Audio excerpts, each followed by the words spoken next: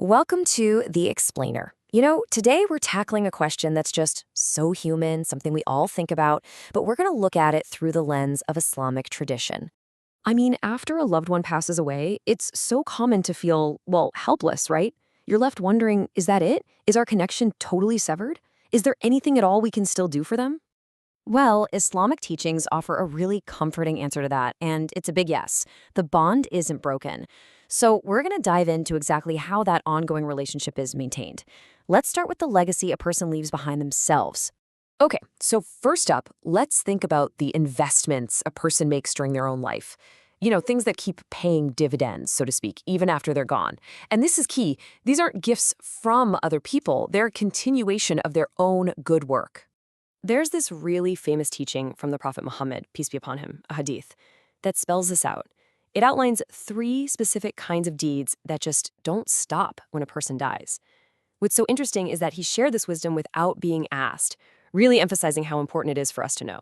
So what are they? Well, first, there's charity that just keeps on giving. Then there's beneficial knowledge that people continue to learn from. And finally, the prayers of a righteous child. And again, this is so important. All three are seen as an extension of the person's own efforts during their life. And this first one, this perpetual charity, has a special name, Sadaqah Jariyah. Think of it like this. It's not just a one-time donation. It's something that keeps flowing. Like if you build a well or a school or an orphanage, these things continue to benefit people for years and years. And all that good, it keeps generating rewards for the person who started it, long after they're gone. Okay, so that's the legacy a person leaves behind. But what about what we can do? Well, beyond that legacy, the most direct, most universally agreed upon thing we can do is just pray for them, to go straight to God and ask for mercy on their behalf. And there are kind of two main flavors of prayer here. You've got dua, which is more of a general prayer for their well-being, asking for their grave to be filled with light, for them to get a high rank in paradise. Then there's istighfar. This one's more specific. It's a focused request to have their sins forgiven, wiped clean. So, when should you pray? Honestly, any time is a good time, but the tradition really points to a couple of super powerful moments. The first is during the funeral prayer itself, the Salat al-Janazah, and the second is right after the burial. This is considered a critical time when the person is believed to be facing their first spiritual test in the grave. And the impact of these prayers? It's captured in this just beautiful story from the tradition. Imagine this. A person is in paradise, and suddenly their rank gets a huge boost. They're surprised, and they ask, how did this happen? Where did this come from? And the answer they get is incredible. Because your child is asking Allah for your forgiveness. All right, so we've talked about the person's own continuing deeds and our prayers for them. But now let's get into something really amazing, the idea of actively gifting your own good deeds to a loved one who has passed away.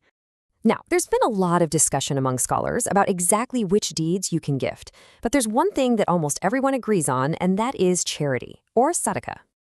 And the best way to understand this, really, is through a powerful story about one of the Prophet's companions, a man named Sa'd ibn Ubadah. The story goes that he was away on a trip when he got the heartbreaking news that his mother had passed away.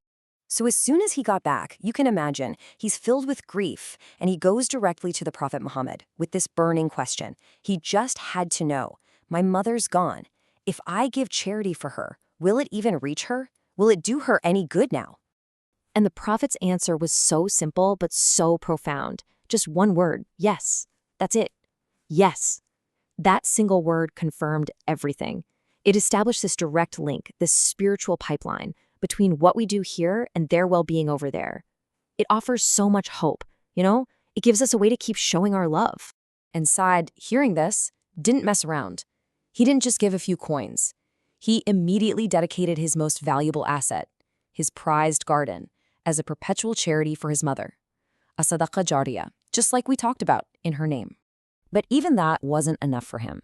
His love for his mother was so strong, it pushed him to seek out the absolute best thing he could possibly do. So he went back to the Prophet and asked, what's the most impactful charity I can give? The best of the best. And again, the Prophet's advice was simple and powerful, a well of water. So that's what Sa'd did. He dug a well, dedicated it to his mother, and in doing so, he provided a life-sustaining, always flowing resource for the whole community, a constant source of reward for her. So, what's the big takeaway here? The crucial point is that all of these things, the prayers, the charity, they completely reframe our relationship with those we've lost. Grief doesn't have to be this passive state of just mourning. It can be transformed into an active channel for love, for sending good their way. So let's just quickly recap what we've covered. First, a person's own legacy of good works, like charity and knowledge, keeps going. Second, our sincere prayers for their forgiveness are an incredibly powerful tool. And third, gifting charity in their name is a direct benefit, especially something that lasts, like digging a well. So, instead of a final heart-wrenching goodbye, what we have here is something else entirely.